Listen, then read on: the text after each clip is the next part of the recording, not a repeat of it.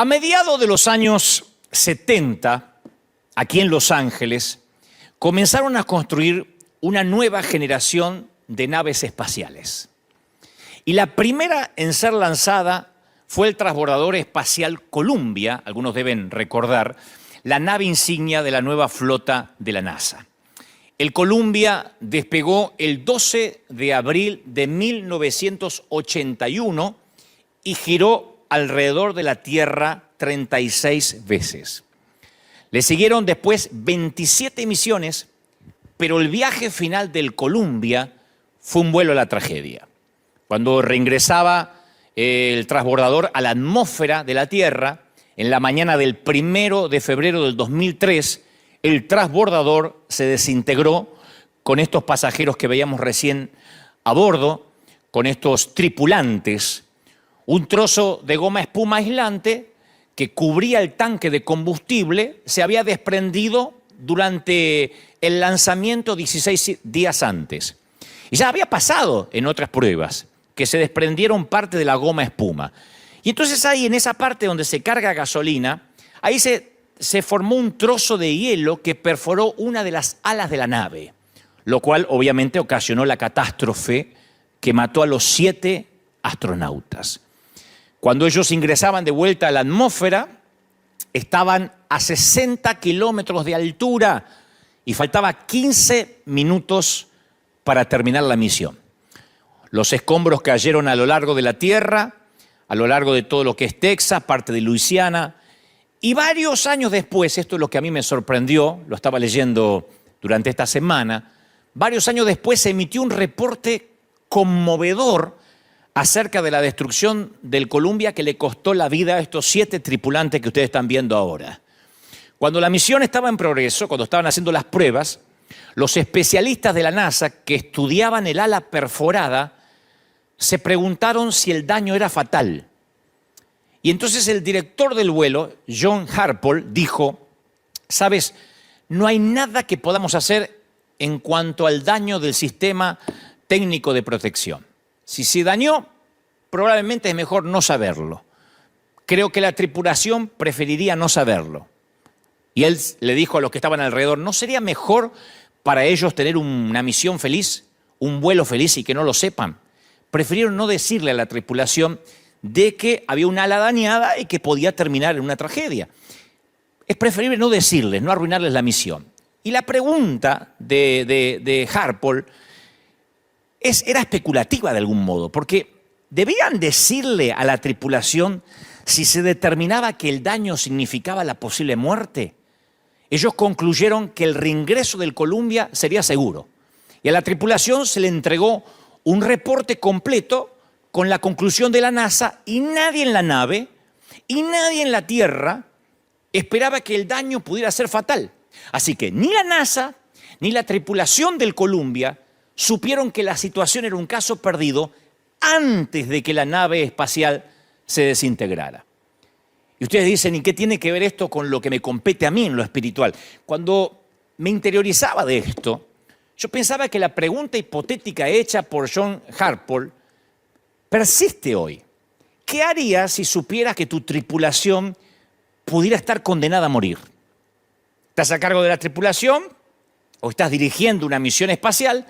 ¿Le dirías a la tripulación, aunque esto, el saber que pueden morir, les causaría una angustia mental?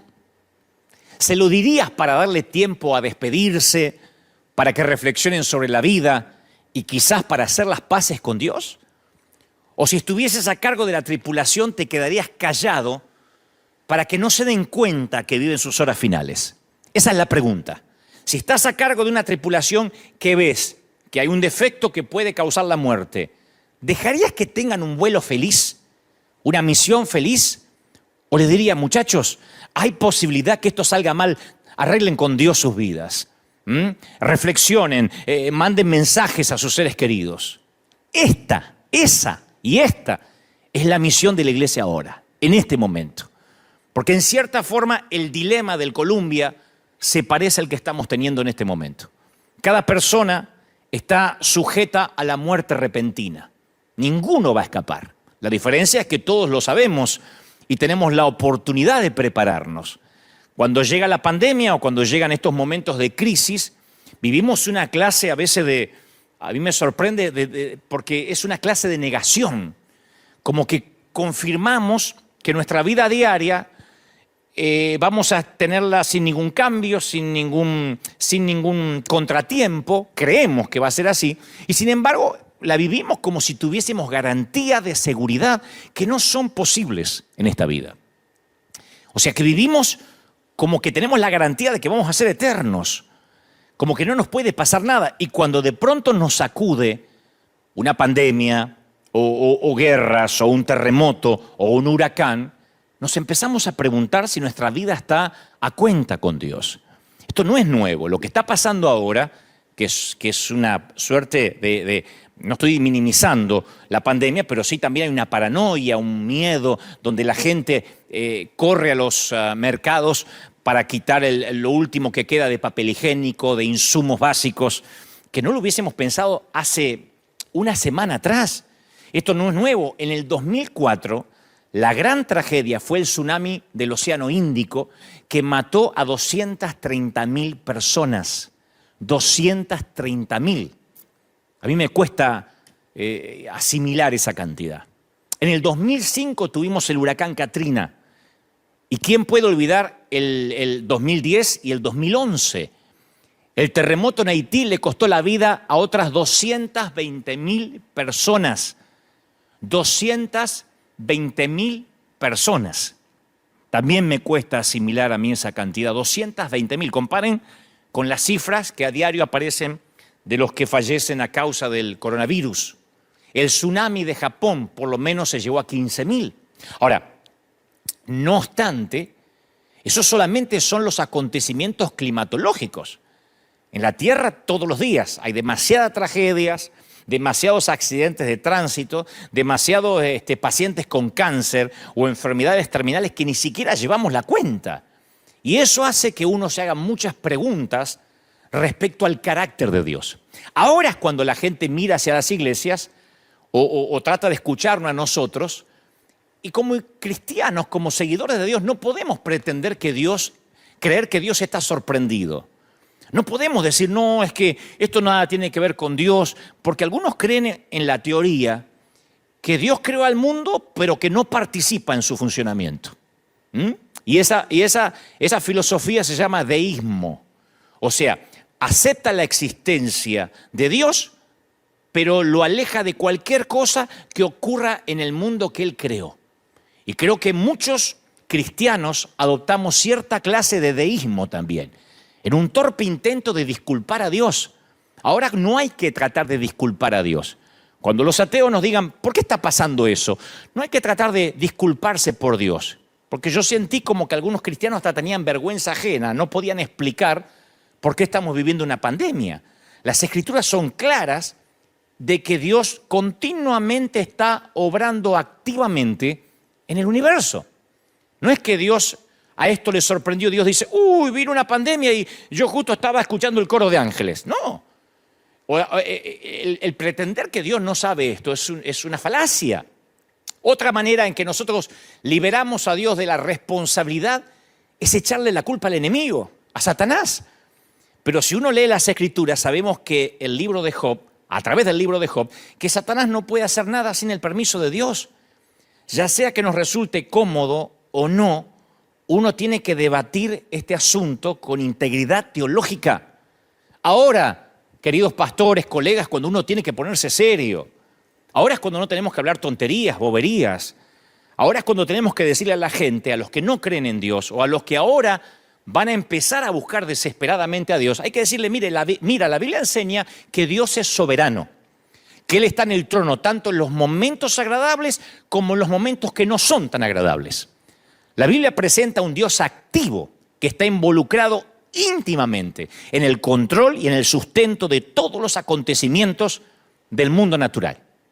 El Señor hace lo que se le place, dice la Biblia. Dice Salmo 135:6. El Señor hace lo que se le place por todo el cielo y toda la tierra. Y en los océanos y en sus profundidades hace que las nubes se eleven sobre la tierra. Envía relámpagos junto con la lluvia y suelta el viento desde sus depósitos. Salmo 135, 6. Yo leo esto y no puedo pensar que el viento o la lluvia se manejan solos, o lo que es peor, que lo maneja el diablo. Solo el Salmo 135 dice, Él suelta el viento desde sus depósitos. Mateo 5:45. Él da la luz de su sol, tanto a los malos como a los buenos, y envía la lluvia sobre los justos y los injustos por igual. Si tuviera la iglesia ahora repleta, diría, ¿quién envía la lluvia? Dios. Él lo hace. Él ordena que caiga la nieve en la tierra. Job 37:6. Él ordena que caiga la nieve en la tierra y le dice a la lluvia que sea torrencial. Digo, por si alguien piensa que la inundación es un error de cálculo y el diablo tomó el control mientras que Dios miraba para el otro lado. El aliento de Dios envía el hielo y congela grandes extensiones de agua. Él carga las nubes de humedad. Estoy leyendo Job 37:6. Él carga las nubes de humedad y después salen relámpagos brillantes. Las nubes se agitan bajo su mando y hacen por toda la tierra lo que Él ordena. O sea, yo creo que cuando veo las Escrituras no puedo en ningún momento dudar que Dios en algún momento del planeta pierde el control. Vemos un Dios que envía un diluvio para destruir un mundo oscurecido por el pecado y salva solo a Noé, al piadoso Noé y a su familia. Envía un fuego para destruir a Sodoma y Gomorra por su perversidad. Envía plagas para castigar a Egipto. Crea una plaga que mata a 70.000 hombres debido al pecado de David al censar a la gente. Una historia que en otro momento les voy a contar. Envía una tormenta para atraer la atención de Jonás y llevarlo al arrepentimiento. Entonces, cuando uno ve ese Dios, uno piensa, a ver, desde Malaquías a San Mateo, ¿será que Dios se ayornó? ¿Se ablandó? No estoy diciendo que era un Dios malo, explicaré eso en momentos, ni que Dios sea malo hoy. Quiero que entendamos que cuando pasan estas cosas, los predicadores no tenemos que salir a tratar de disculpar a Dios. Ayer veía un programa de televisión de alguien que decía, bueno, esto no tiene que ver con Dios. Entonces, ¿con quién tiene que ver? ¿Con Trump? ¿De verdad? ¿Con Maduro? ¿Con los políticos que nos tocó en desgracia en algunos países de América Latina? ¿Con quién tiene que ver? Primero uno tiene que concientizarse por qué está pasando eso, si no, no vamos a encontrar la solución.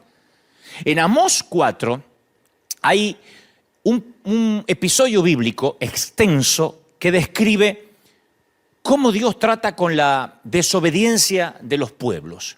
Así que si alguna vez yo creo que en algún momento nos vemos tentados a separar a Dios de lo que ocurre en la tierra, pensamos, no, Dios lo creó y después se olvidó que hizo una tierra. Este pasaje de Amós 4, este pasaje, le voy a leer la versión de la Biblia de las Américas, es como que nos para en seco. Miren, o escuchen. Yo también os he dado, estoy leyendo Amós 4:6. Esto es Biblia pura, señores. Yo también os he dado dientes limpios en todas vuestras ciudades y falta de pan en vuestros lugares, pero no os habéis vuelto a mí, declara el Señor. Yo retuve la lluvia cuando faltaban 3 meses para la cosecha. Hice llover sobre una ciudad y sobre otra ciudad no hice llover. Sobre una parte llovía y la parte donde no llovía se secó junto con la cosecha. No aparece el diablo en esto, ¿no? Está hablando el Señor. Así que de 2 o 3 ciudades iban tambaleándose a otra ciudad para beber agua y no se saciaban. Pero no os habéis vuelto a mí, declara el Señor. Os herí con viento abrasador y la oruga ha devorado vuestros muchos huertos y viñedos, vuestras higueras y vuestros olivos, pero no os habéis vuelto a mí, declara el Señor. Envié contra vosotros una plaga, como la plaga de Egipto. Maté a espada a vuestros jóvenes junto a vuestros caballos capturados e hice subir hasta vuestras narices el hedor de vuestro campamento, pero no os vuelto a mí, declara el Señor. No os habéis vuelto a mí.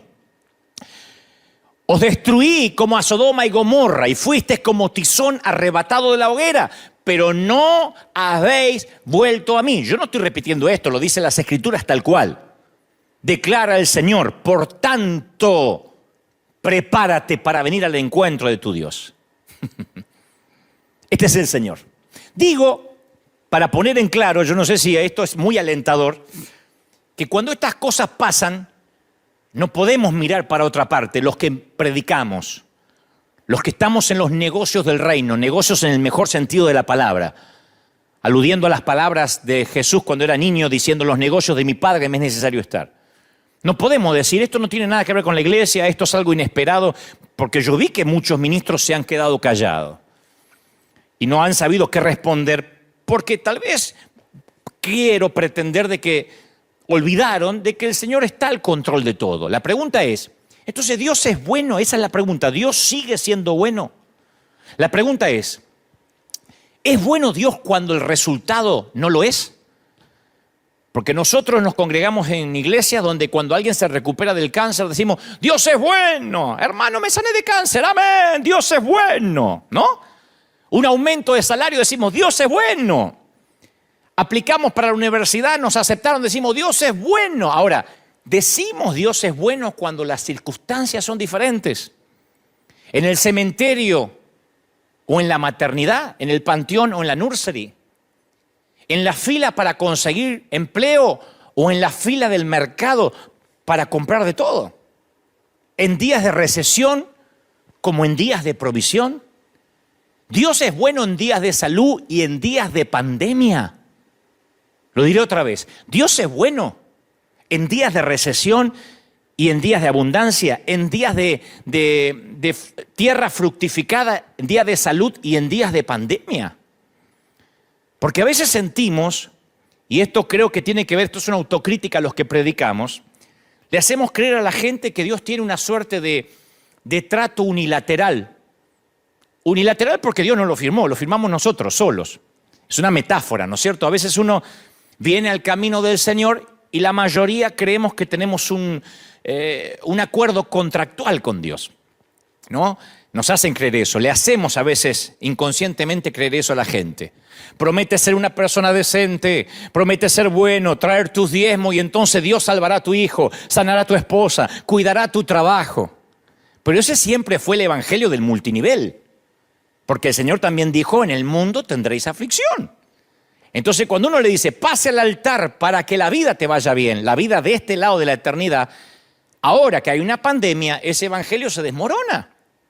Ahora es cuando muchos que predican empoderamiento no saben qué decir. Porque la gente dice, usted me vendió un multinivel, esto era como un shampoo ceramidas. Esto era como un multinivel donde yo venía y cada vez estaba más alto en la pirámide. Ese es el evangelio del multinivel que ahora enmudece a algunos mensajeros. Aquí todos los domingos, y los que me siguen domingo a domingo saben que yo digo siempre, la iglesia se trata de gente rota, de gente con problemas, de gente que no necesariamente sube todos los días de nivel, sí, espiritualmente, pero a veces las cosas no van bien. Porque a veces Dios no satisface nuestras expectativas y quedamos girando en un torbellino de preguntas, de dudas. Y ahí es cuando llegan los clientes, entre comillas, a reclamar las garantías de lo que compraron, ¿no? Y yo quiero que sepas bien esto, Dios no ha hecho tratos con nadie. Dios envió a su Hijo para darnos vida eterna y después prometió que es muy probable que aquí tengas aflicción, que vas a escuchar de guerra, de rumores de guerra, de pestilencia. Sí hay promesas de que ninguna plaga tocará tu morada, pero a mí me toca orar por sanidad, gente que se sana en el nombre del Señor y también sepultar a otra gente piadosa. En la iglesia tenemos testimonios de gente que ha venido en silla de ruedas y ha caminado y otros que siguen confinados a un bastón, a una silla de ruedas. Y yo no puedo ser tan torpe de pensar que a unos Dios los ama y a otros no. O decir, a este le funcionó el multinivel y a este no le funcionó. Aquí es cuando ese evangelio de naipes se desmorona.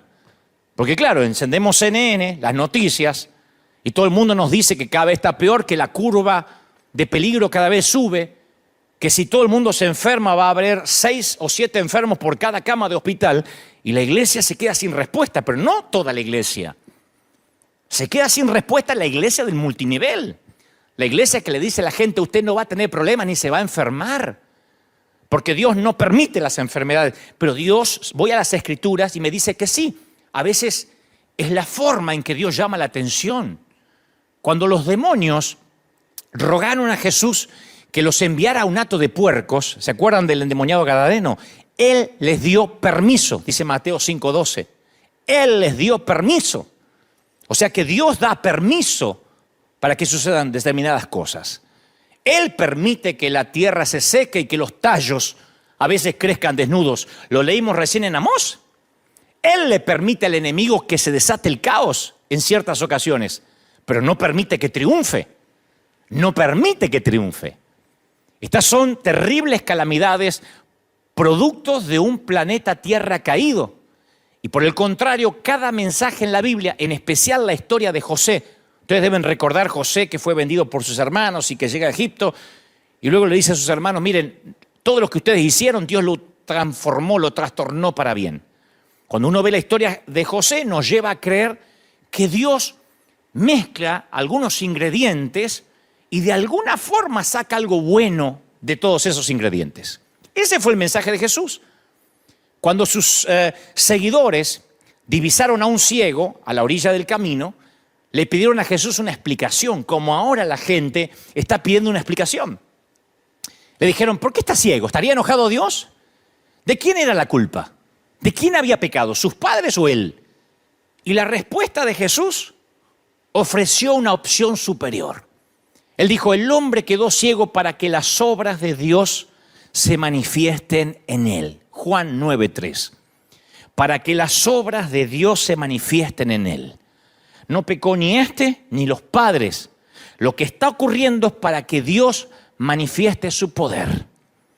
Porque si Dios llegamos a la conclusión que no está a cargo de los desastres del mundo, ¿cómo entonces vamos a decir que dependemos de Él, que Dios está al control de nuestra vida y de nuestro futuro? O sea, ¿de verdad estamos predicando un Dios que se ocupa de mi uña encarnada, que se ocupa de los divorcios, que se ocupa de la mamá que perdió a su hijo, pero no se ocupa de los desastres climáticos o de las pandemias? O Dios está involucrado en todas las funciones del mundo o no está involucrado en ninguna. Pero no es un Dios que algunas cosas se le escapan y otras cosas sí las tiene en cuenta. Tampoco es verdad que yo sé que hay gente que dice, bueno, pero a lo mejor esto es el otro día escuché que alguien dijo, a lo mejor esto tiene que ver con una represalia de Dios contra alguien. Porque ahora es cuando surgen las teorías conspirativas, ¿no? Yo escuchaba estos días, no, que esto es un virus, que me parece que lo hicieron en un laboratorio y lo soltaron. No nos consta, siempre han surgido estas conspiraciones, no nos consta. Nadie tiene pruebas para decir eso. Sea eso, haya nacido en China, comiendo animales salvajes, siempre surgen las teorías conspirativas. Pero a mí lo que más me llama la atención en nuestro ámbito de los que creemos en Dios son los profetas con el periódico de ayer. Porque el profeta con el periódico de ayer pasó esto y por eso doy esta profecía hoy. Cualquiera es profeta con el diario de ayer. Entonces, no es cierto decir que cada desastre particular es un juicio porque alguien metió la pata. Después del 9/11, después del 11 de septiembre, algunas personas decían que el desastre había sido juicio de Dios sobre los Estados Unidos por culpa de sus políticas. Porque siempre cuando uno encuentra un culpable es como que nos da un alivio a todos. Hay gente que piensa que lo que sucede es culpa de algo que se cometió en el contexto inmediato del desastre. Y en el Evangelio de Lucas, Jesús advirtió sobre estos profetas con el periódico de ayer. Resulta que Pilato había asesinado a unos galileos, sumado a que otros habían muerto cuando una torre se derrumbó en Siloé. Y entonces cuando le preguntaron a Jesús sobre eso, porque le preguntaron por qué había ocurrido eso, por qué se había derrumbado una torre y por qué había ocurrido esas tragedias, Jesús dijo, ¿piensan que esos galileos eran peores pecadores que todas las demás personas de Galilea? Y que por eso sufrieron. De ninguna manera. Ustedes también van a perecer a menos que se arrepientan de sus pecados y vuelvan a Dios. Eso me fascina. Porque el Señor dice, ¿creen que esos 18 que murieron cuando la torre de Siloé se les cayó encima eran peores pecadores que el resto de los que sobrevivieron en Jerusalén? No. A menos que ustedes se arrepientan, también van a perecer. La historia está en Lucas 13:2. Se había caído una torre y dijeron, murieron porque estaban en pecado. No. ¿Murieron las víctimas porque eran más pecadoras que las sobrevivientes? No. Todos vamos a morir si no nos arrepentimos. En otras palabras, el mayor desastre natural de todos ocurrió en el huerto del Edén. Esto es el daño colateral. El mayor desastre, la pandemia, comenzó en el huerto del Edén. Por eso yo titulé este mensaje Pandemia, el daño colateral. Porque la caída nos hizo a todos víctimas. Aquí en River casi todos tienen algo en común. Hoy no están, pero están en sus hogares, ahí frente a la tele. Aquí nos hermana, no quiero decir nos unifica porque suena a uniformidad, pero nos aúna, que todos hemos llegado a Cristo a través de alguna experiencia difícil. Todos llegaron rotos de alguna manera. No hay aquí gente que dice, la verdad que yo no necesitaba al Señor, pero vine a ver qué onda. Por lo menos River. Este es un sitio de gente rota. Frecuentemente por la pérdida de un ser amado, por un divorcio, por la pérdida del trabajo, por abusos en la niñez. Y todos coinciden que Dios se valió de esa dificultad y de esos desastres para atraerles la atención hacia Él. Entonces, yo sé que las crisis podrían alejar a mucha gente de Dios, pero en la mayoría tiene un efecto contrario. Los lleva a los brazos de Jesús. Yo quiero que me escuchen los que están en cualquier parte del mundo, aún los que están en Italia, que son uno de los países más, en este momento, más afectados por esto que nos compete a todos. Estas cosas, mis queridos, ayudan a toda la humanidad a diferenciar lo temporal de lo permanente. La pandemia comenzó en el huerto del Edén. Esto es el daño colateral. Esto nos recuerda que el mañana es incierto y que hoy es el día de la salvación. No mañana, no después del bautismo, no después de que vengas a las células, no después del curso de membresía. Porque siempre nosotros le estamos agregando algo, como los judíos querían hacer. Bueno, la cruz y también la circuncisión. Bueno, la cruz y también aprenderse las leyes judías. No, esto es salvación ya. Esto reordena nuestras prioridades. Al principio yo me choqué, como todo el mundo, cuando veía las noticias. Y después el Espíritu Santo empieza a mostrarme de que de alguna forma esto atrae a la gente a Dios. Porque es común en medio de la sequía olvidar que lo normal es que llueva. Lo sagrado se vuelve común. Si esto estuviese repleto, yo diría, iglesia, lo sagrado se vuelve, y todo el mundo gritaría, común. Porque he dicho eso hace 10 años. Es muy normal que cuando el médico nos da las malas noticias, olvidemos que la mayoría del tiempo solemos tener buena salud. Porque las bendiciones de Dios abundan, son la norma. Pero en estas temporadas nos olvidamos de los tiempos buenos y lo sagrado se nos vuelve común, aún a los que van a la iglesia. Estados Unidos de América, era un país que importaba misioneros, exportaba misioneros a todo el mundo. Las iglesias en Argentina, en mi país, en México, en Colombia, en Honduras, nacieron por misioneros que salieron de aquí.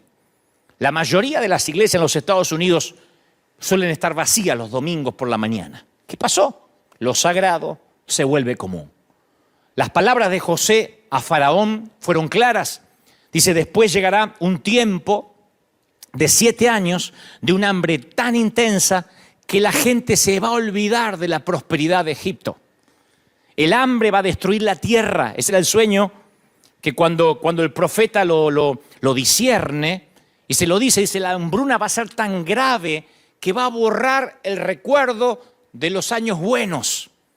José vio en el sueño ambas épocas, la de la abundancia y la de escasez, y ambas épocas bajo el paraguas de la jurisdicción divina. Las buenas épocas y las épocas de hambruna. Pero ¿qué pasa? Que cuando viene la hambruna, la gente se olvida de cuando todo estaba bien, de cuando comía. Por eso esta pandemia no define a Dios. Porque algunos dicen, ¿y qué dice Dios a esto? ¿Ustedes que creen en Dios? Alguien me interpeló hace una semana y me dijo, ¿tú qué hablas de Dios? ¿Qué dice Dios? Esto no define a Dios, esto nos define a nosotros. Porque cuando vienen los desastres, Dios no está siendo puesto a prueba. Nosotros estamos siendo puestos a prueba.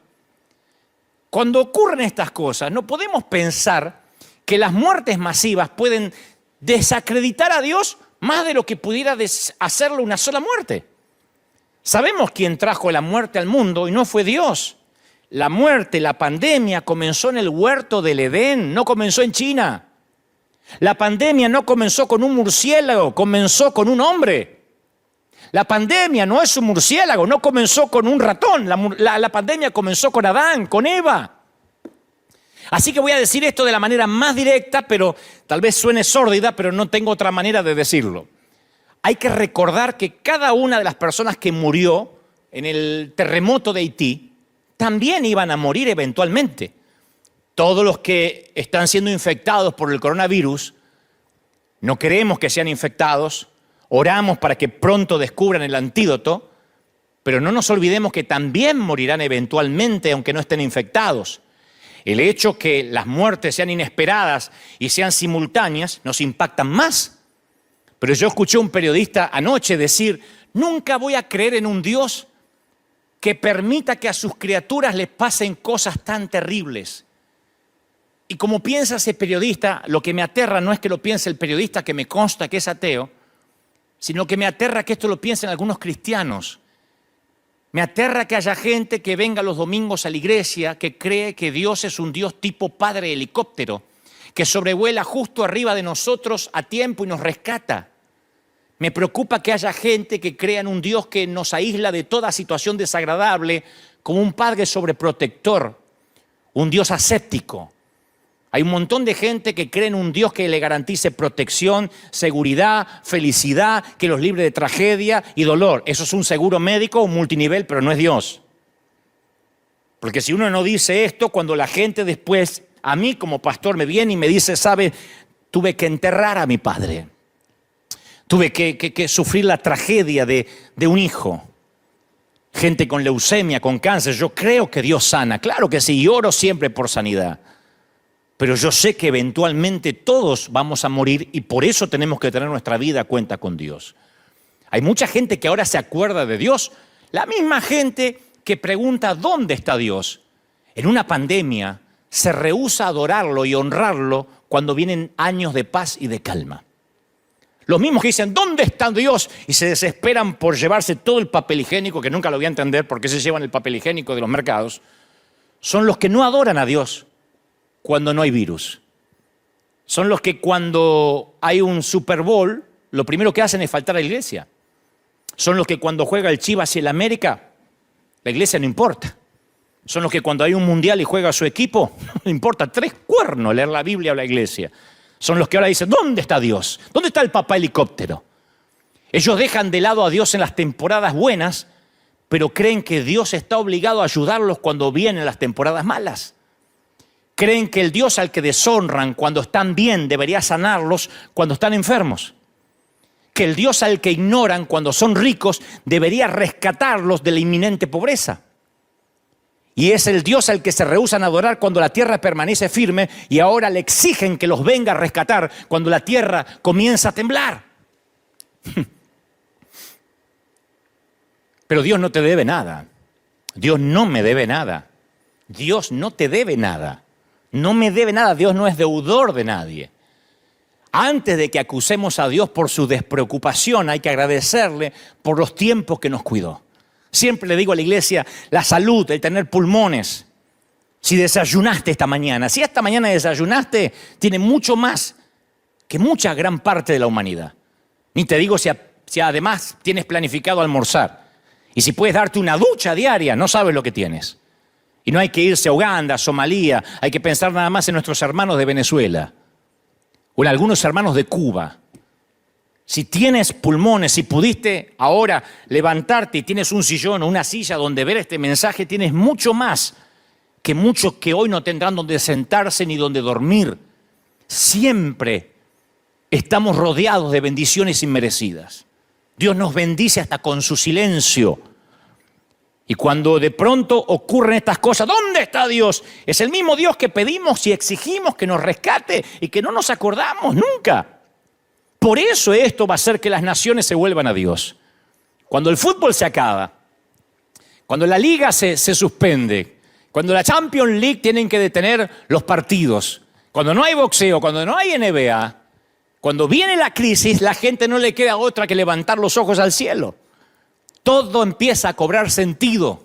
Cuando las crisis ocurren, a veces nos creemos tentados a creer que los propósitos de Dios se han frustrado. Bueno, esta vez le salió mal a Dios, como si fuera el Barça y el Real Madrid. A veces gana Dios y a veces gana el diablo. No. Dice el Señor, yo soy tu Dios, yo soy Dios y no hay como yo. Yo puedo predecir el futuro antes que suceda. Todos mis planes se cumplirán. Yo hago lo que deseo, dice Isaías 46:9.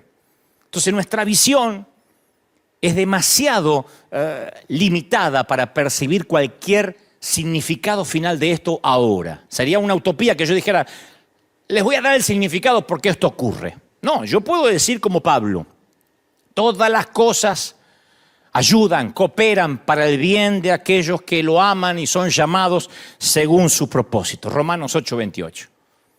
La clave está en el orden de las palabras en el idioma original. Sabemos que a todos los que aman a Dios, dice el texto griego, Él está obrando. Pablo dice, todas las cosas cooperan. Y tú estás diciendo, ¿me estás diciendo que la pandemia coopera? Sí. En la expresión de la palabra griega se transmite o se traduce como sumergeo, de la que sale la palabra sinergia. La sinergia es el funcionamiento conjunto de varios elementos para producir un efecto mayor. Hay un famoso escritor que yo admiro mucho, que él comparó la vida con el funcionamiento complicado a veces de una maquinaria industrial, y él decía, en todo edificio, en toda fábrica hay ruedas, engranajes, cigüeñales, poleas, correas ajustadas, flojas. Algunas giran velozmente, otras lentamente. Algunas impulsan para adelante, otras para atrás. Algunas son suaves, otras son ásperas, ruidosas, golpean, rechinan, suenan. Es una confusión de caos, ¿no? Se elevan, impulsan, accionan, pero hacen su trabajo. Y desde la palanca más poderosa en una fábrica industrial hasta el engranaje más pequeño, todas las cosas se mueven juntas para un propósito. Y detrás del funcionamiento hay una mente que controla, una fuerza que dirige, una mano que guía. Y así funcionan todas las cosas para los amados de Dios. Algunas cosas son dolorosas cuando uno las mira en el noticiero. Parecía que algunas cosas están trabando nuestra vida y algunas parece que hasta nos hacen retroceder. Pero dice la Biblia, obran juntas y para bien. Todos los anhelos frustrados, las contradicciones, esas cosas que no entendemos. Yo siempre le digo a la iglesia, aún las muertes, las temporadas en el hospital, en la sala de cuidados intensivos, el caminar por el césped, recién cortado de un panteón, todo eso. Hay cosas que Dios sostiene, otras las apresura, otras las retarda, las detiene, las pone en marcha, las guía. Esa es la mano de nuestro Padre. Él es el que revuelve la mezcla. Y toda la naturaleza está bajo su control. Todas las cosas cooperan. Y como digo siempre, el final redime una historia plagada de drama. Y si la respuesta de Dios a esto que pasa requiriese más megabytes de los que tiene nuestra pobre mente, y si no estamos entendiendo, porque Dios de alguna forma esto lo va a trastornar para bien, Pablo dice, porque esta leve tribulación momentánea produce en nosotros un cada vez más excelente y eterno peso de gloria, le escribe a los Corintios. Yo sé que lo que venga le va a dar significado a lo que está ocurriendo ahora. El pronóstico es temporadas buenas, temporadas malas. Salomón dividió la vida en 28 temporadas. Y Dios está en todos los días, en todas las temporadas. Él es el Señor de las hambrunas y de las fiestas. Entonces yo sé que están preguntándome, entonces, ¿qué hacemos, pastor? Porque nuestra gente siempre me dice, dinos qué hacer. ¿Qué hacemos la iglesia? Bueno, en primer lugar, yo creo que esto nos devuelve la sensibilidad. Nos recuerda que el evangelio no es para andar empoderándose y para repetir frases. A mí siempre me enfermó en el repetir frasecitas como si uno viniera a escuchar a un coach, a alguien que te hace vivir mejor. Esto nos enseña que el Evangelio se trata de almas perdidas. Nos enseña a ser sensibles con lo que sufren. Porque a veces cuando uno ve gente sufrir, uno quiere enseguida llevarle una respuesta y a veces el silencio, el estar al lado es el ministerio más poderoso. ¿Qué necesita una viuda en el momento que está arrojando un puñado de tierra sobre el ataúd de su marido de toda la vida? ¿Qué necesita? Que alguien en silencio la abrace, no que le den un sermón. Y cuando la gente sufre, como está sufriendo ahora toda la humanidad, los razonamientos espirituales, la cita indiscriminada de pasajes bíblicos abruman. La gente no necesita nuestras respuestas, necesita nuestros hombros para llorar. Por eso esto me alegra, porque cuando esto pase, porque va a pasar, yo sé que la gente que va a ir al Lighthouse ya no van a ser 50, van a ser cientos. A mí me gusta que esto nos sensibilice. Estos son los momentos en que la iglesia de Jesucristo tenemos que entrar en nuestro apogeo. Este es el momento que tenemos que decir, sí, esto es iglesia. Ahora es cuando los presidentes no saben qué decir. Yo veo a los presidentes, desde los Estados Unidos por lo menos, inclusive los de Europa, titubean. Les escriben, pobrecitos, los que tienen que decir, y titubean. Ahora es cuando los que se supone son los jefes de Estado, los comandantes en jefe de las Fuerzas Armadas no saben qué decir. Y ahora es cuando la iglesia tiene que hablar. Y ustedes dicen, ¿y cómo hablamos? Ahora es cuando la gente tiene dolor y a veces lo único que tenemos que decir es, mira, me gustaría sentarme contigo, tomar una taza de café y que trabajemos juntos en las preguntas que tú tienes, pero ahora estoy aquí para servirte. Es que tengo miedo porque me voy a enfermar. Yo estoy aquí para estar contigo, para servirte. ¿Qué puedo hacer?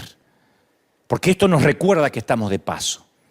Apocalipsis 21:3 dice, oí una voz fuerte que salía del trono y decía, miren, el hogar que Dios está preparando. Miren, Él vivirá con ellos y ellos serán su pueblo. Dios mismo estará con ellos. Él mismo, Él secará toda lágrima de sus ojos. No habrá dolor y estas cosas no existirán más. O sea que este no va a ser nuestro hogar permanente. Ese es el mensaje que alguien que no tiene a Dios necesita oír ahora. Pablo dice, toda la creación espera con anhelo el día futuro en que Dios le revele a sus hijos verdaderos la eternidad. Porque sabemos que toda la creación gime de angustia como si tuviera dolores de parto, le dice Pablo a los romanos. Ahora es cuando hay que decirle, no te preocupes, sabíamos que esto iba a pasar. En nuestra iglesia continuamente hablamos de los días finales, pero no te preocupes. Porque vamos a salir de esto y esto va a hacer que reordene tus prioridades. ¿Va a haber cura para la pandemia? No quiero parecer un profeta con el periódico de ayer.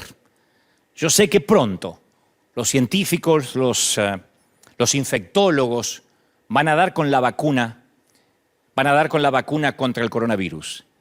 La Biblia dice que Ezequías había enfermado gravemente y Isaías le había dicho a los siervos de Ezequías, preparen un ungüento de higos y pónganlo sobre la llaga y Ezequías se recuperará. La historia está en Isaías 38:21. Y la enfermedad fatal de Ezequías se originó por una llaga en alguna parte de su cuerpo. Probablemente suponemos que se había infectado y que se estaba filtrando veneno en su sistema, por eso estaba por morir. Y Dios le da instrucciones a Isaías para que se sanara, pero que tenía que transmitir una cura, una suerte de asepsia a los médicos de la corte. O sea, la receta era un ungüento, una pasta hecha con higos machacados para aplicarlo en la llaga. Uno se podría preguntar por qué Dios no lo sanó simplemente con un milagro. ¿Por qué no sanar a Ezequías por medio de un milagro, una palabra? Dios tiene la costumbre de usar a su gente, a sus dones y a sus recursos para llevar a cabo sus planes. Fuimos creados para ser asistentes de Dios y hacer su obra en la tierra. Así que así como Dios con Isaías usó a los médicos de la corte, yo sé que Dios va a usar a los científicos que están ahora investigando y creo que va a ser pronto para que den con la cura. Yo estoy convencido de eso, que esto va a pasar, pero vamos a reordenar nuestras prioridades. Vamos a ordenarla de modo que cuando esto pase, que va a ser pronto, no diré yo una fecha porque no estoy fungiendo de profeta, solamente de transmitirte lo que Dios me dijo que te diga. Cuando la economía se colapsa, como está ocurriendo ahora, donde inclusive Wall Street, que marca el pulso financiero del mundo, del planeta, casualmente o paradójicamente, cuando la economía se viene abajo, dicen los sociólogos que la contaminación en estos pocos días, en esta semana, en estos días, en estos 21 tantos días que ha cambiado el planeta, la contaminación bajó de manera considerable. Claro, la calidad del aire que respiramos ha mejorado considerablemente. No obstante, seguimos respirando. Para lo que decía recién, que a veces olvidamos las cosas comunes, las cosas que Dios nos permite tener, ¿no? Seguimos respirando. Algún propósito, Dios es el que revuelve y hace que todo obre para bien. Algún propósito hay. En un momento en que las minorías reclaman no ser discriminadas, en un momento que las minorías defienden el lenguaje inclusivo, incluso, que van a las plazas y dicen hay que cambiar la manera de hablar, hay que decir todes en vez de todos, porque eso nos mete a todos. Aparece un virus que nos hace experimentar que en un cerrar de ojos todos nos convertimos en discriminados o en potenciales discriminados. No solo las minorías sexuales, las minorías religiosas, las minorías étnicas, todos. Todos podemos ser potenciales enfermos. En aquellos a los que no se les permite cruzar las fronteras, en aquellos a los que no tenemos miedo que nos transmitan enfermedades, aún no teniendo ninguna culpa, siendo de raza blanca, raza negra, occidentales, asiáticos, no importa los lujos económicos que tengas a tu alcance. Estos diluvios, estas crisis, nos hace ver a todos iguales. De pronto todos somos mortales. Abrimos el periódico y descubrimos que alguien que coloca a Oscar sobre la chimenea, que levantó Oscar de la academia por sus películas como Tom Hanks, dice, estoy enfermo y estoy atravesando la pandemia y estoy atravesando la enfermedad. Y uno dice, wow, esto no es aquello que afectaba a los de Haití, ¿no? Esto no es aquello que vivían allá en una parte de África que nunca voy a ir. Esto no importa si vives en Beverly Hills, en un rancherío, en los suburbios. Esto nos iguala a todos. En una sociedad que se basa en la productividad y el consumo, y en la que todos corremos 24 horas al día sin descanso, atrás de no sé qué, sin pausa, de repente, ¡paf!, se nos impone un stop forzado. Quietecitos en casa, día tras día. Mírense en ustedes, ¿cuánto hace que no se ponían en una sala a escuchar un mensaje? ¿Escuchaste al predicador aquel? Sí, lo escuché en el celular mientras manejaba, mientras que iba al trabajo. Yo mientras tomaba café. Yo lo escuchaba mientras me bañaba. Miren ahora, todos quietecitos, haciendo altares en casa. No estoy ponderando lo que está ocurriendo. Digo, ¿no será que nuestra mente no alcanza a comprender qué quiere Dios? Estamos contando las horas de un tiempo al que le hemos asignado un valor monetario. Porque la gente mide el tiempo en retribución a algún tipo de dinero. Y entonces cuando ahora nos obligan a pasar tiempo, a trabajar desde casa, de pronto valoramos el tiempo. Yo extraño horrores a nuestra gente. Los extraño. Y creo que en algún momento habré pecado de tomármelos como algo común. Todos los domingos, hace 10 años, yo salgo aquí y a las 9 de la mañana esta iglesia está repleta, el arena está llenísimo y sale la gente promediando las 11 y a las 12:30 se vuelve a llenar. Los niños corretean, esto es literalmente un hervidero de gente. Hoy los extraño. Hoy la mayoría de las iglesias en los Estados Unidos de América, por lo menos, están en silencio, con las luces medio apagadas. Y extraño el bullicio. Dígale a su hermano, abrácese. En una época en que la crianza de los hijos se las delegamos a los maestros, a las niñeras, a las instituciones. Ahora el coronavirus obliga a cerrar escuelas y nos fuerza a volver a poner a papá y mamá junto a los hijos. Algunos se van a ver la cara muy seguido esta semana, porque de alguna forma esta pandemia nos obliga a volver a ser familia. Pero no solo la familia sanguínea, ¿eh? A mí me han escrito de todo el mundo: pastor, ¿cómo puedo mandar mi siembra, mi diezmo? No se detenga, sé que va a tener que cerrar la iglesia y eso será un gran desafío financiero. Porque las iglesias nos sostenemos de las finanzas, de la colaboración, de las semillas de la gente. Si la gente no viene, la iglesia termina colapsando financieramente. Y me han llamado de todas partes, personas que nunca han sembrado antes, pero ahora dicen: somos familia. No deje de enviar sus mensajes. Italia, hay un montón de ciudadanos en Italia, de hispanos, que están mirando este momento ahora de sus hogares y me dicen: queremos mandar nuestras finanzas, nuestras ofrendas. No hay que manipular, no hay que hacer pactos, no hay que buscar versículos para que la gente dé. Cuando estas cosas pasan, volvemos a ser familia. Volvemos a recordar de qué se trataba todo esto. En un mundo donde las relaciones interpersonales, la comunicación, la socialización se realiza a través de redes sociales, dándonos la falsa ilusión de la cercanía. En un mundo donde decimos: yo tengo 1500 amigos, ¿de verdad? Sí, en Instagram. De pronto este virus nos quita la verdadera cercanía, la real. Que nadie se toque, que nadie se bese, que nadie se abrace, que todo debe hacerse a distancia, la frialdad, la ausencia de contacto. Salúdense con el codo. Para algunos no les costará, para los que venimos de abrazos, de besos, para los que tenemos un tanque emocional muy grande que llenar porque no tuvimos muchos abrazos y besos de chiquitos, no saben cómo esto nos hace valorar el contacto físico. ¿Cuántas veces hemos dado por común esos gestos de abrazo y su significado? Y si esto se mantuviera, no saben cómo vamos a extrañar los abrazos. Creo que la manera de evangelizar luego que esto suceda, que esto pase, no será llevando muebles y electrodomésticos, será golpeando las puertas y decirle: ¿sabe? Ahora que la pandemia pasó, ¿no quiere que lo abrace? La gente estallará en llanto. Porque este virus nos manda un mensaje claro. Esta pandemia nos vino a explicar algo. Número 1, esto tiene fecha de caducidad. Esperemos que pronto. Pero nos da una enseñanza para el mundo y para la iglesia. Tu dolor no va a durar para siempre. El coronavirus no va a quedarse a vivir para siempre, pero tú sí.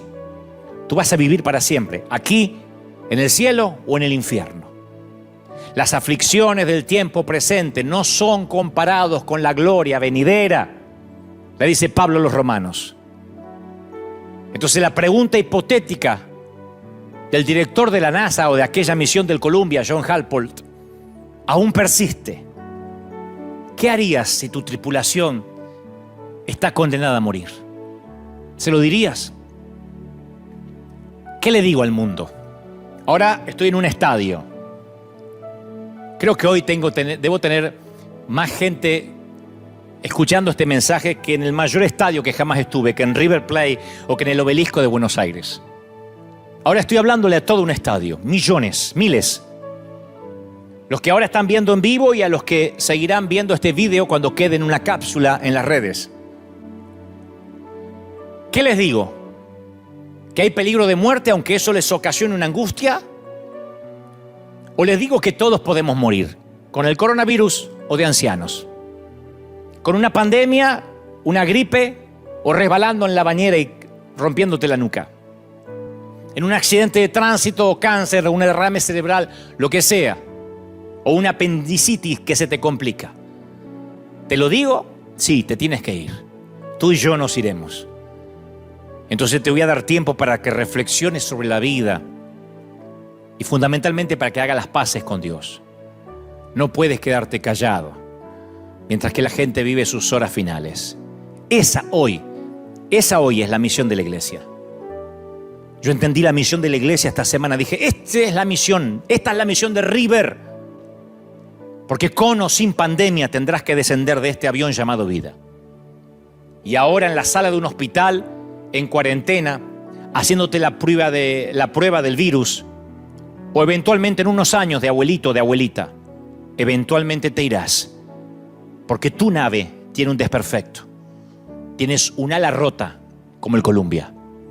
Y mi deber es decirte que el paracaídas que te estoy entregando no es para hacerte el viaje más cómodo.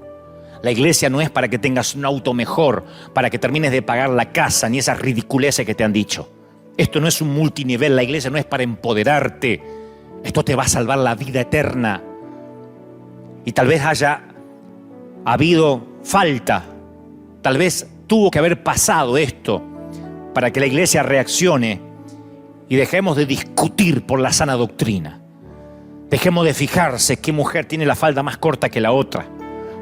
Dejemos de esgrimir o debatir estupideces, porque la gente no tiene problema con Dios. Van a ver ustedes que después de esto las iglesias se van a llenar. La gente no tiene problemas con Dios. Después del 9/11 ocurrió eso y va a volver a ocurrir ahora. Se llenarán las iglesias católicas, las iglesias protestantes, las evangélicas, y nosotros tendremos un tercero y un cuarto servicio. La gente no tiene problema con Dios. Tiene problemas con nosotros, sus mensajeros, que le hemos dicho que no tendrían aflicción, que no se enfermarían. Le hemos dicho que le hemos dado decretos proféticos absurdos. Y tal vez haya habido falta una pandemia para que la iglesia deje de ser conocida por todo aquello a lo que se opone y empiece a ser conocida por todo aquello de lo que propone.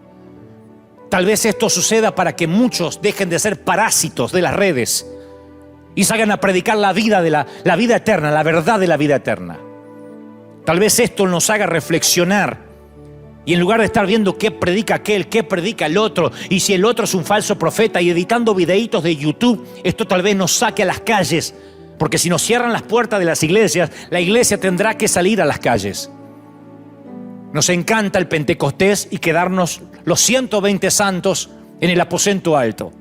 Pero si Dios no permite la peor persecución de la historia, ellos no irán a las 4 esquinas del mundo antiguo a llevar el avivamiento.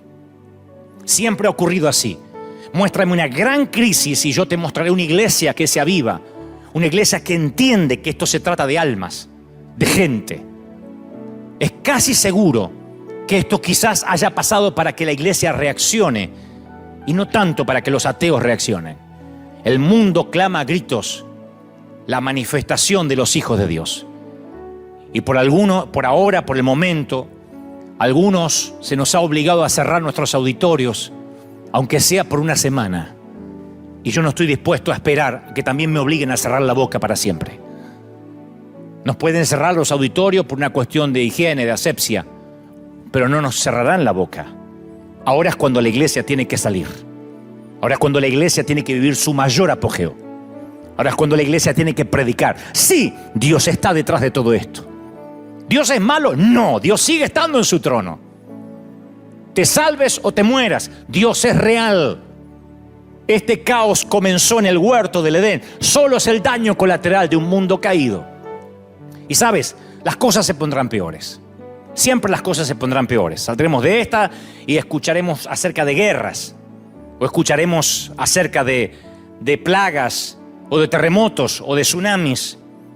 La Biblia dice que cuando estas cosas sucedan, levantemos nuestros ojos al cielo y sepamos que todo esto estaba dicho y que se está cumpliendo y que el Señor está a las puertas. Alegraos cuando estas cosas pasan y salgan, prediquen. Se trata de almas. No importa si yo pertenezco a la Asamblea de Dios, si tú eres bautista, o si tú crees eres arminiano y el otro es calvinista. Eso no importa ahora. Esto nos tiene que aunar. Voy a culminar con esto. Hace poco conocí a un productor que supo juntar a los astros más importantes de la música hace muchos años para un tema que compuso Michael Jackson, USA for Africa. Todos los cantantes del momento lograron juntarse en pos de lo que era una ayuda humanitaria para los que más necesitaban, para los más vulnerables. Y entonces le pregunté a uno de los productores cómo se juntan tantos grandes de la música, tantos ganadores de premios, tantos vendedores de discos. Y él dijo, bueno, les puse en la puerta del estudio un cartel que decía, por favor, deje su ego afuera. Esto tiene que ver con algo más grande que ustedes. Y me dijo, tú le dices a un actor de Hollywood, a un cantante multimillonario que estará involucrado en algo más grande que él mismo y contarás con él. Me quedé pensando qué nos hace falta a los pastores para entender que esto es algo más grande que nosotros, que nuestro templo. Eventualmente yo me iré de River Arena, porque moriré, porque Dios me lleva a otra parte, o quién sabe qué, o porque como soy falible quizás falle. Yo no soy el Arena. Yo no soy ni siquiera pastor. La gente cuando digo no soy pastor, ¡oh!, se avergüenza. No, es que no me define ni siquiera lo que eventualmente me toca hacer. Yo estoy involucrado en un negocio que me supera, que es más grande que este servidor.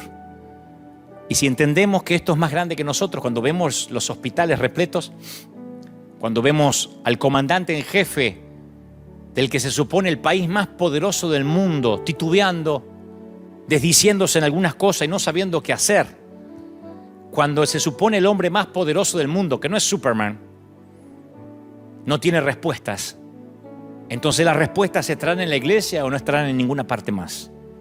Y nosotros tenemos las respuestas. Nosotros somos los que podemos decir, sabes, estas cosas van a pasar, no se sorprendan, tranquilos. Y abrazar sin miedo al contagio. No estoy diciendo que no seamos preventivos.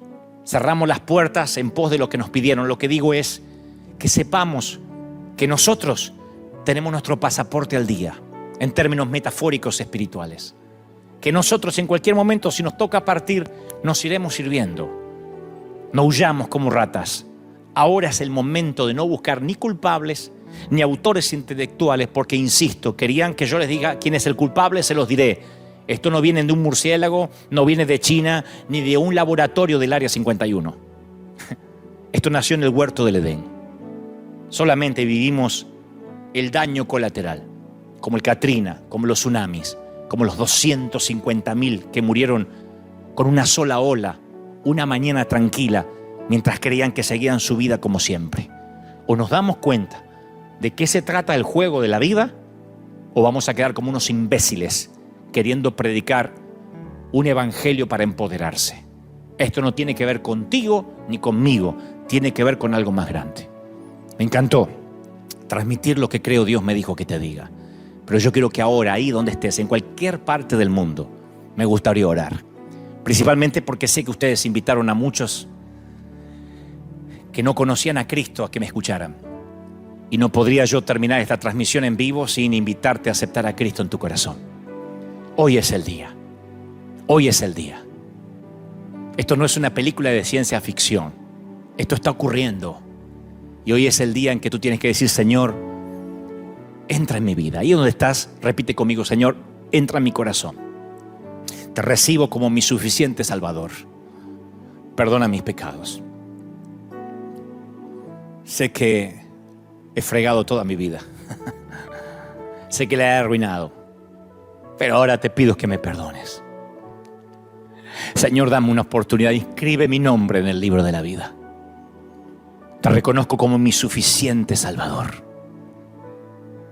Gracias por morir por mí en la cruz. Amén. Eso es todo lo que tienes que hacer.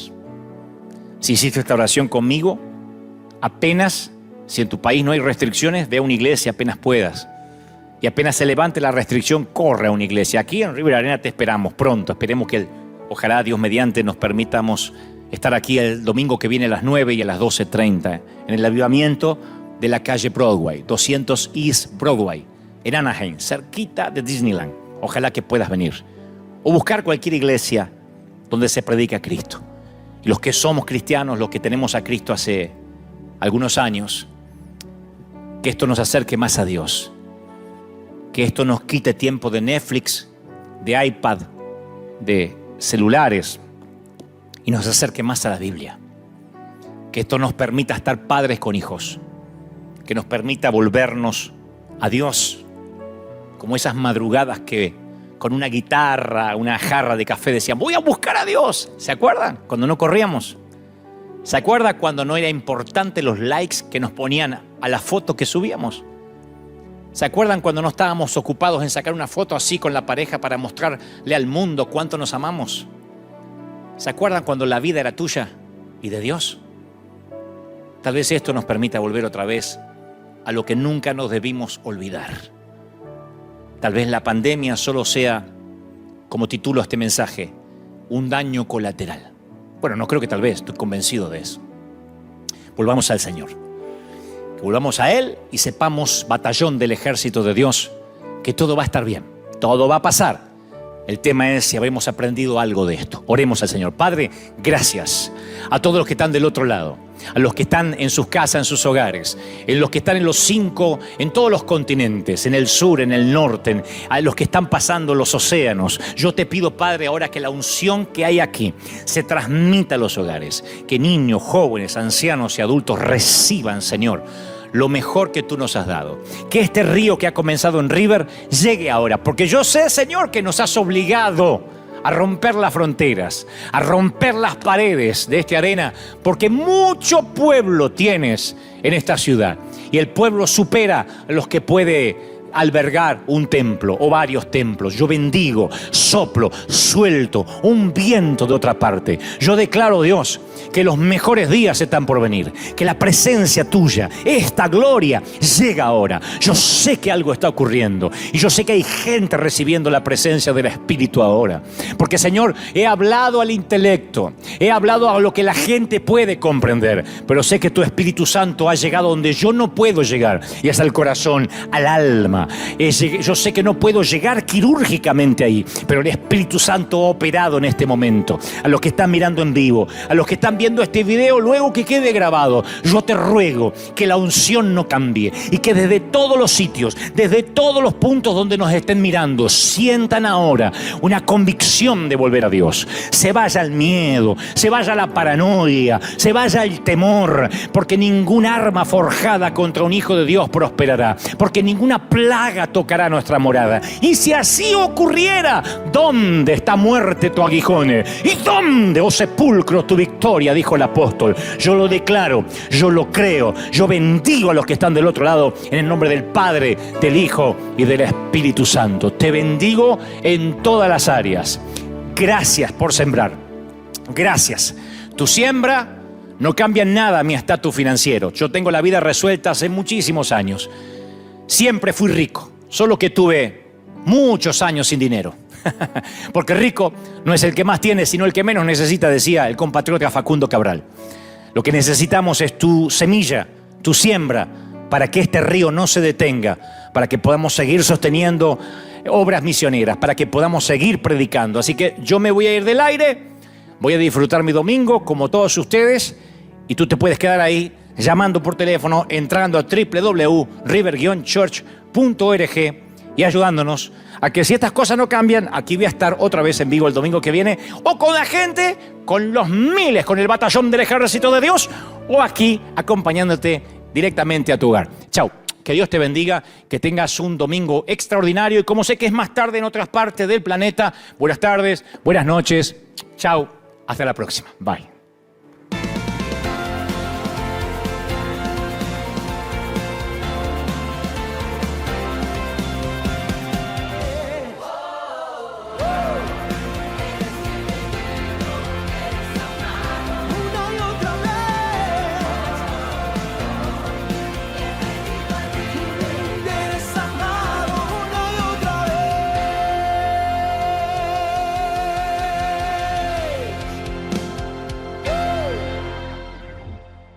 Hace algunos años atrás, cuando en mi caso personal quería que Dios me usara en algo, en lo que sea, ayudaba en la limpieza de la iglesia, limpiaba los instrumentos, limpiaba el bautisterio, cualquier cosa que había para hacer era el comodín. Yo estaba, pero no me estoy haciendo el humilde, sino que era lo que podía hacer, yo era materia dispuesta. Y un día nos enteramos que había una suerte de congreso en Argentina, lo cual no abundaban tampoco, lejano a donde yo vivía, en Buenos Aires, en la provincia de Córdoba, un estado de la República Argentina. Así que viajamos casi si no me equivoco, no sé, 1000 y tantos de kilómetros para llegar a Córdoba. Y allí había un seminario donde muchos muchachos de mi edad, chicas y muchachos de mi edad, nos inscribimos con mucho esfuerzo. Teníamos aproximadamente 16, 17 años. Varios predicadores iban a desfilar en lo que sería el panel o la plantilla de expositores. Uno en particular, un seminarista, una de las mañanas, preguntó quiénes de los presentes que invirtieron tiempo, dinero, energía en llegar hasta aquí tienen un destino claro de lo que quieren en su vida. Porque supongo, añadió, que si están aquí es porque tienen un destino de lo que quiere que Dios haga con sus vidas. Estoy preguntando quién de ustedes tiene un mapa para alcanzar un propósito en la vida. Y nadie respondía. Entonces el orador empezó a intranquilizarse, a ponerse un tanto nervioso y nos empezaba a mirar uno por uno. Observa a cada uno y le pregunta, dime que tienes un plan. ¿No tienen un plan? ¿No tienen un plan trazado para vivir? ¿Me están diciendo que vinieron a este seminario y no tienen un sueño transportado a un proyecto, a un plan? Y nadie respondía. Estábamos perdidísimos. Me mira a mí y me dice, por el amor de Dios, dime que tienes un plan. Yo ni sabía lo que era un plan. A mí me choqueó esa frase porque yo no tenía plan, porque venía de los testimonios que decían, dejé el trabajo, vivo por fe. Otro se paraba y decía, yo dejé el trabajo, y agrandaba la oferta, y dejé mi mujer, y dejé mis hijos, vivo por fe.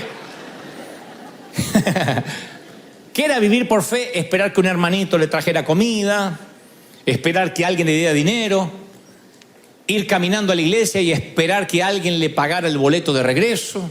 Eso era vivir por fe. Fe casi era un recurso barato para disfrazar la vagancia, para disfrazar la pereza, el no preocuparme, el no planificar. Y el escritor a los Hebreos dice, fe es la certeza de lo que se espera. O sea, primero tienen que tener algo que esperar para tener certeza y fe. Fe es la certeza de lo que se espera. La pregunta es, ¿qué esperas? Porque si no, ¿para qué tener fe? La convicción, la seguridad de lo que no se ve. ¿Qué es lo que no ves, pero lo esperas? ¿Qué tienes en la vida que no ves todavía, pero que lo estás esperando? Lo has cristalizado, lo has acariciado, has soñado, lo has escrito, lo has visualizado. Tú dices, uy, tengo tantas cosas visualizadas. Mi pregunta es, ¿eso es lo que esperas, correcto? Bueno, ¿cuál es la estrategia, el plan? El Señor dice, si vas a edificar con efectividad, necesitas una estrategia, un plan. Y la mayoría de la gente está sentada hasta que se encuentra con una elección. Tiene que elegir. Cuando elige algo en la vida, entre paréntesis, ¿elegir qué? Una iglesia donde congregarse, un país donde vivir, un cónyuge con el cual casarse, cantidad de hijos que van a tener, ¿a qué se va a dedicar? Carrera a seguir. Cualquiera sea la elección, estoy hablando de ese tipo de elecciones, no si te vas a vestir de negro o de azul. Elecciones que pueden alterar tu vida tal como la conoces. Dios siempre bendice, le da favor a aquel que tiene un plan. El banco no te da dinero si no vas con un proyecto y un plan. El seguro no te paga una casa que se arruinó si no vas con un presupuesto y un plan de reconstrucción. Y Dios no pone recursos en las manos de nadie que no tenga un plan. Olvídate de pedir recursos para tener más dinero.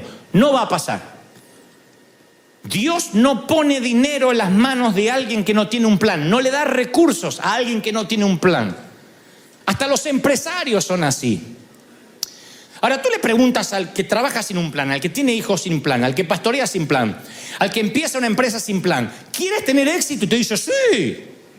¿Y por qué no tienes una estrategia?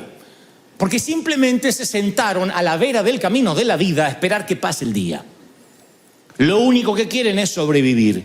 Y al final de la vida lo único que habrán logrado es eso, sobrevivir, lo cual es poco. Sobrevivir es pagar el mínimo de la tarjeta, es pagar la renta, tirar un mes más, un año más, una década más, mientras que vas envejeciendo frente al espejo. No vale la pena vivir así. Es una vida miserable, muy por debajo de la barda de lo que Dios había dispuesto para ti. Hay cosas que se necesitan planificación, estrategia, tiempo. La planificación es parte de un plan. Muchos de nosotros pedimos un milagro y Dios nos responde con un plan. Moisés ora y Dios le da un plan para ver al faraón. Josué ora y Dios le da un plan para conquistar Jericó. Elías ora y Dios le da un plan cuando se secó el arroyo.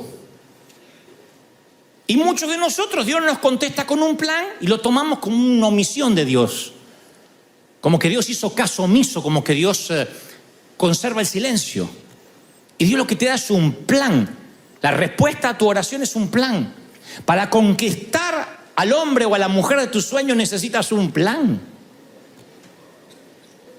Dijo una que no, se ve que no han planificado nada contigo, pero ya van a planificar. Necesitas un plan. Muchachos, necesitan un plan.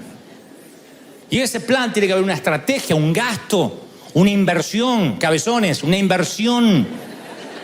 Pagamos el café a media. Una inversión.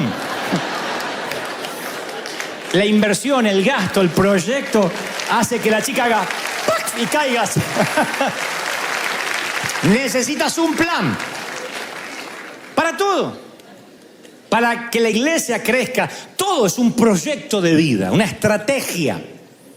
Dios te envía recursos si está esperando el milagro y no ve lo que Dios te está enviando para ejecutar el plan, te vas a perder la salida al problema. Como aquel viejo chiste que ustedes conocen del hombre que se estaba ahogando, estaba arriba del techo de la casa, toda la ciudad negada, y él decía: Señor, sálvame. Y vino el bote, le dijo: venga, súbase. No, Dios me va a salvar. Vino la lancha: súbase, Dios me va a salvar. Vino un helicóptero: agárrese, Dios me va a salvar. Y se ahogó. Y cuando llega al cielo le dice: Señor, no me salvaste. Y Dios le dice: te mandé bote, lancha y helicóptero. ¿Qué querías? Entonces, tiempo y oportunidad le pasa a todo el mundo. El tema es saber qué es lo que Dios pone a tu disposición para que cuando se junte el tiempo y la oportunidad, tú puedas surfear la ola. Acuérdate, honra a Dios que tengas un plan, y ese plan tiene que estar acorde a un Dios grande. ¿Tienes un Dios grande de verdad? Tienes que tener un plan grande. El plan, mira, si el plan podría intervenir Dios o un hombre rico, tú no necesitas a Dios en el plan. Si el plan puede hacerse con Dios o con alguien más, tú no necesitas a Dios en el plan. Tú tienes que tener un plan que no funcione a menos que haya una intervención divina. Un plan que esté por encima de tu capacidad. Porque algunos dicen: a ver, el plan mío es pagar la renta. Eso no es un plan que honra a Dios. Uno tiene que descubrir el propósito de Dios y después hacer un plan acorde a ese propósito. Ahí es cuando convergen la voluntad de Dios con el plan. No son excluyentes, van juntos. La voluntad de Dios para tu vida y la estrategia para alcanzar esa convicción que no se ve, pero en fe tú tienes una estrategia, una ingeniería para llegar hasta ahí. Dios te conoce aún antes que nacieras. Entonces tienes que asegurarte que tu plan encaje con el propósito divino para tu vida desde antes que nacieras. Desde antes que fuese gestado. El plan nos ayuda a trabajar en armonía con ese propósito. Por eso Pablo escribe a Roma, le dice a los romanos, en Romanos 8:28, ahora bien, Dios dispone todas las cosas, todas las que te pasaron. Todas las que te pasaron, las lindas, las otras, las feas, las buenas, las que puedes contar, las que tienes retratos en Instagram y las que tienes vergüenza de pensar que alguien te pudo fotografiar. Todas las cosas para el bien de quienes lo aman, los que han sido llamados con su propósito. ¿Qué me habla esto? Que no somos, como te dije una vez, marionetas libradas al azar. No somos una colección de cuentos cortos sin conexión. Cada uno de nosotros tiene una vida lineal, una narración elaborada que tiene un principio y un fin. Tú ves la vida de José, el José bíblico, y ves que desde la túnica de colores, desde la envidia de los hermanos, desde el pozo donde fue arrojado, desde la cisterna, vendido como esclavo y a la cárcel, hasta donde llega, que es lo más alto de la época, hay una línea elaborada. Es literalmente un guión cinematográfico. Tiene un desenlace, un nudo, un planteo, un nudo y un desenlace. Es literalmente una historia novelesca. Cuando tú ves la historia completa de José, dices, había un propósito, había un plan. Si tú ves a José por partecita, no entiendes nada. Dice, ¿pero qué está pasando? Cada vez se le complica más a este. Pero cuando ves la vida completa, te das cuenta que Dios no va armando planes a medida que lo sorprendemos. Pablo es la prueba de que todas las cosas convergen en un plan divino y que después él tiene que tener un plan que se ajuste a ese plan divino. Te lo voy a poner así. Pablo comienza su testimonio con estas palabras. Hechos 22:3. Yo soy judío, nacido en Tarso de Cilicia, pero criado en esta ciudad. Bajo la tutela de Gamaliel, recibí instrucción cabal en la ley de nuestros antepasados y fui tan celoso de Dios como cualquiera de ustedes hoy en día. Pablo hablaba, escribía y pensaba en la lengua franca de la época, el griego. Tenía ciudadanía judía y ciudadanía romana. Así que él podía apelar al César, podía cruzar frontera, era tratado como un hombre libre. Todos se preguntan cómo un judío logró ciudadanía romana. Los romanos no le daban la ciudadanía a un judío ni en 1.000.000 de años, ni siquiera los que cobraban impuestos para ellos. Pero se cree que el padre de Pablo, bueno, no se cree, el padre de Pablo fabricaba tiendas, carpas. Y para un ejército nómade como era el de Roma, que era un imperio que vivía de país en país conquistando, este era un elemento vital, la tienda. Y se cree, ahora sí, que porque el papá de Pablo fabricaba tiendas, Pablo había heredado, o Saulo había heredado esa tarea, y entonces eso se le había hecho ganar el favor con los romanos y alguien a cambio de una tienda le dio los papeles. Entonces tenía ciudadanía romana. Y Pablo tenía conocimiento cultural, dominio lingüístico, documentos para viajar, oficio para ganarse la vida. Pablo solía decir, no quiero ser gravoso. Él se mantenía solo. No le decían, decídase, apóstol o artista. No, él se mantenía solo. No quería ser gravoso. Y dice Pablo, en la práctica del judaísmo yo aventajaba a todos los contemporáneos por mi celo exagerado en las tradiciones. Uno ve a Pablo y ve un tipo increíble, lo cual me lleva a la conclusión, oigan, antes de que Saulo siguiera a Cristo o a Dios, Dios ya había seguido a Saulo. Antes de que tú tuvieras un plan, Dios ya tenía un plan contigo. Naciste en el país que tenías que nacer. Fuiste criado como tenías que ser criado, con los padres que te tocó, con los hermanos que heredaste, con la suegra que te vino de arriba como regalo. Antes de que siguieras a Dios, Dios te seguía a ti. Esto es vital. Porque si no, venimos con la mente, llegué a Cristo. Y Cristo dice, ¿qué hago con este nuevo? Oh, tenemos un novato acá. ¿Qué plan? Mira la cara que tiene. ¿Qué plan le voy a dar? Antes de que llegues, Dios ya tenía un plan contigo. Antes. ¿Estás conmigo en eso? Dios permitió que nacieras donde naciste. A mí esto me voló la cabeza, literalmente. Porque yo pensé que era un error la familia donde nací. ¿Y ustedes no? Toqué a la familia real, cuidado, perdón. De parte de mis padres eran todos borrachos. Mi mamá casi no conoció al padre. Era un desastre en la familia. Me mostraban el álbum familiar y había un momento que decía, no quiero ver más. Yo estaba convencido que Dios no tenía un plan conmigo, si no, no me hace nacer ahí. Me subo unos metros más y nazco acá. Pero no, allá en Argentina nací, allá. Con un propósito. Porque Saulo después sigue contando, bueno, ya no es Saulo, ya es Pablo, tiene un encuentro con Dios, camino a Damasco, y dice, yo perseguía la muerte a los seguidores de este camino, arrestando y echando a la cárcel a hombres y a mujeres por igual. Claro, uno ve así, dice, ¿cómo Dios va a usar a un tipo así para promover su nombre? Pero Dios había transformado un hombre capacitado con licencia para matar en un campeón de misericordia, porque todas las cosas ayudan al plan. Tú eres el hombre y la mujer que eres por todas las cosas que te pasaron. Los malos jefes, los despidos, los colapsos nerviosos, los fracasos sentimentales, las oportunidades mezclados, cocinados, hacen que sea algo digno de poner en la mesa. Todos esos ingredientes forman lo que tú eres. Alguien tiene que decirme amén si lo cree de verdad, ¿lo crees? Entonces Dios lo hace, Dios lo permite. A mí me fascina ver para atrás y decir, uy, aquello hoy me sirve para esto. Aquello hoy me ayuda a entender gente que pasa lo mismo. Entiendo a los jóvenes porque no me olvidé lo que pasé de joven. Como algunos que creen que ya nacieron adultos y nunca cometieron errores.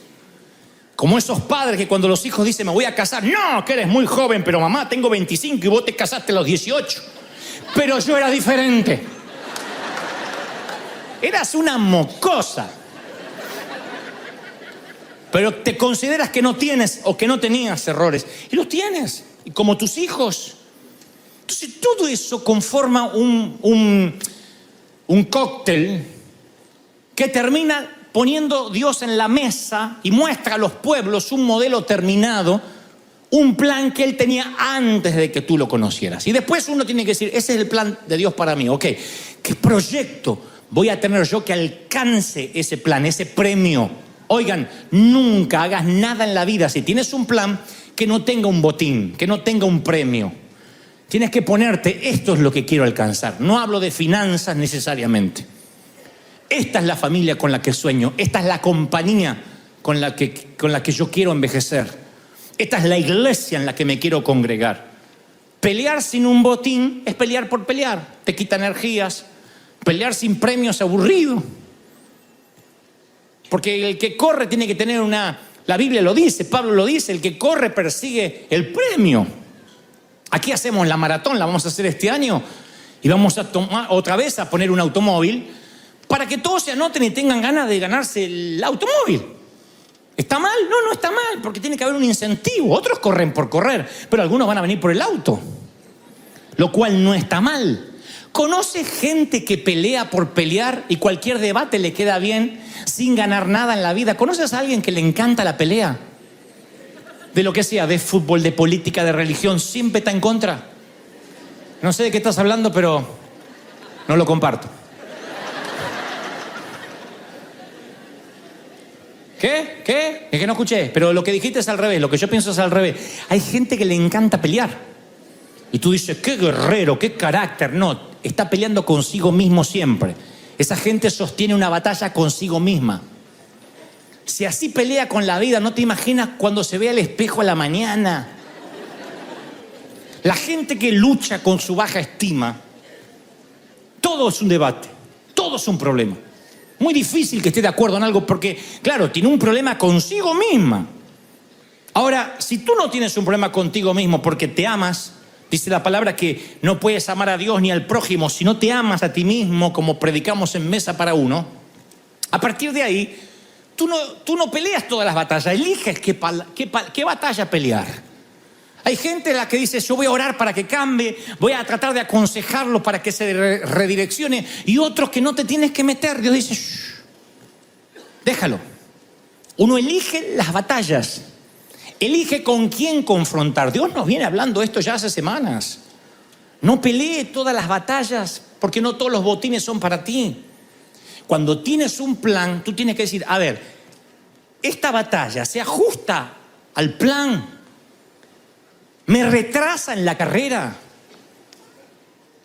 ¿sí? Me retarda en la meta, me quita tiempo, me drena energía o aligera. ¿Esto es un ancla o una vela? ¿Es viento de frente o viento de cola? El viento de cola empuja el avión, el viento de frente lo va retrasando. En la vida es determinante determinar, insisto, valga la redundancia, cuándo vas a utilizar energía y para qué batalla utilizarla. Uno solo es el premio, dice Pablo a la iglesia de Corinto. Corred de tal manera que lo obtengáis. O sea que el plan es para obtener un premio. necesitas un plan. El pasado no lo puedes cambiar.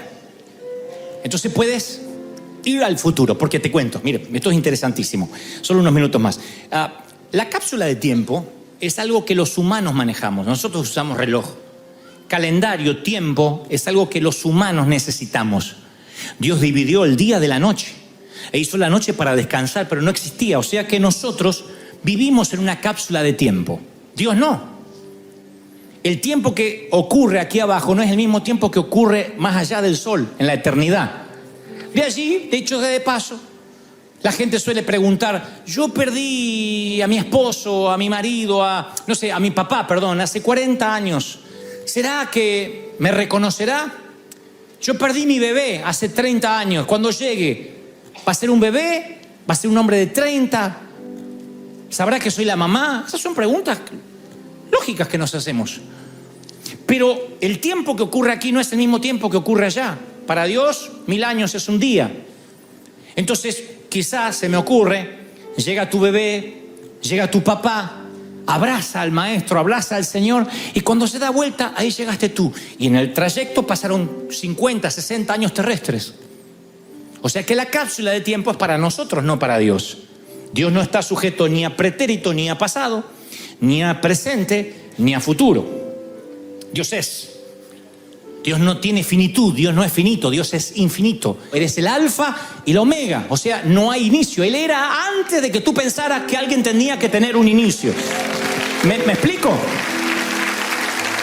Entonces, tú no puedes volver al pasado. Yo no puedo ir al patio del colegio, pero puedo ir a mi futuro. Le digo a veces al Señor, Señor, voy a imaginarme que ya soy anciano. Cosa que me cuesta mucho por mi coquetería. Y estoy ahí, soy anciano. Es un ejercicio que suelo hacer. Yo le llamo la prueba de la cabaña. Yo le llamo cabaña porque imagino que estoy en una cabaña. Me da paz. Recuerdo los buenos momentos y los malos momentos de la vida. Decisiones que cambiaron mi vida para siempre. Y estoy ahí preguntándome si soy feliz o si soy un infeliz esperando la muerte. Como un descanso, como un sosiego. No tengo vecinos, solo algunas gaviotas y las tortugas marinas de siempre que llegan cada mañana. Ya no vivo afanado a subirme a aviones y a conocer geografías buscando adrenalina y tesoros que ya no existen. Necesito solo mi cabaña, mi escritorio, la chimenea y el faro. Mi lighthouse. Y si el clima lo permite, una silla que me acerque al océano. Y ahí estoy pensando, los últimos vestigios de luz luminosa se van, luchan por no desaparecer, en donde el cielo se junta con el mar. Y estoy pensando, ¿qué hice en mi vida? ¿Cómo llegué? ¿Qué decisiones ayudaron al plan, al propósito? Pienso en cada detalle mientras tomo el vino bíblico argentino de Mendoza. Porque si alguien dice tomar vino chileno, vino mexicano, te estás saliendo de la voluntad de Dios. Si vas a tomar vino, que sea el argentino.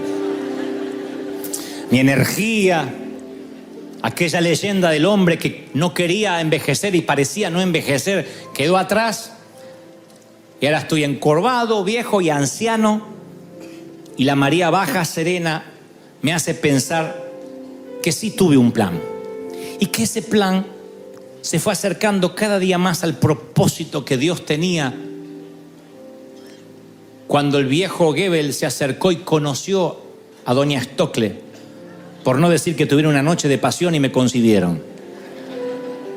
Y ese propósito que Dios tenía antes que yo naciera, se acercó al plan que yo tenía, fue la estrategia para alcanzar lo que yo no veía. Y siempre me imagino que estoy ahí, en una mecedora, la prueba de la cabaña, y me sonrío. Que valió el esfuerzo, valió la pena, valieron las lágrimas, que había un plan. Imagino a jóvenes que puedo inspirar a través de libros o de otra manera y que digan, el viejo tenía un plan. Siempre hubo un plan. Siempre tuvo un proyecto. Dígame si no hay cosa más bonita que te digan tus nietos. Ah, la abuela siempre tenía un plan. Se sonreía y yo sabía que algo bajo la manga iba a sacar. El viejo siempre tenía un plan. Es maravilloso. Tú sigues hasta el fin del mundo a un líder que tiene un plan. A un líder que dice, vamos a salir de acá. proyecta tranquilidad, subyuga las emociones. Así que en mi cabaña y en mi mecedora me pongo a pensar en las decisiones incorrectas y las otras, en las que me acercaron y me alejaron. Y no tengo saldos con la vida, me siento bien. Siento que he llegado al final de mi carrera y tal vez pueda emular algunas palabras de Pablo. He acabado la carrera, he guardado la fe, estoy cerca de la corona, cerquita de alcanzar aquello que el Señor me dijo. Yo no sé si te imaginas en una cabaña, insisto, en la montaña, en la espesura de un bosque, donde sea. Pero quiero que ahora envejezcas 40, 50 años. ¿Puedes? Envejece un poco, cierra los ojos y trata de envejecer un poco. Ahí estás. Olvida la celulitis, las varices, las estrías, las arrugas. Envejecerás con dignidad. Serás una vieja sexy.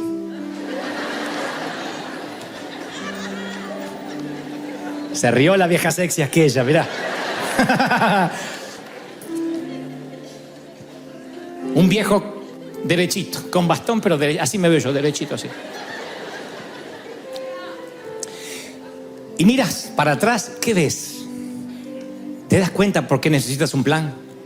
Dijo el seminarista en Córdoba: por Dios, muchachos, díganme que tienen un plan. Por el amor de Dios, díganme que tienen un proyecto. Díganme que van a alguna parte. No me digan que vinieron hasta aquí esperando solo un milagro. No, si irán de aquí con un plan. Digo las mismas palabras de aquel profesor. Hoy de River, del segundo servicio de la arena, te vas con un plan, te vas con un proyecto, te vas con un destino, te vas con un sitio donde arribar. Si crees que Dios habló, celebra al Rey de Reyes y al Señor de Señores. ¡Aleluya! River Plate es un río.